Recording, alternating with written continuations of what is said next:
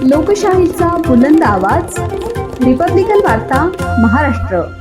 धनगर समाजाला एसटी प्रवर्गातून आरक्षण मिळावे यासाठी धडक मोर्चा। यशवंत सेनेचा जिल्हाधिकारी कार्यालयावर मोर्चा। बीड जिल्हा धनगर समाजाला एसटी प्रवर्गातून आरक्षण मिळावे या मागणीसाठी गेले अनेक वर्षापासून धनगर समाज रस्त्यावर उतरत आहे।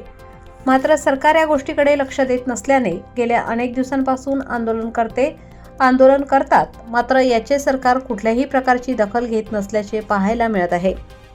आम्ही केंद्रात ओबीसी मध्ये, राज्यात एनटी मध्ये आणि संविधानात एसटी मध्ये अशी परिस्थिती आमची धनगर बांधवांची झाली आहे।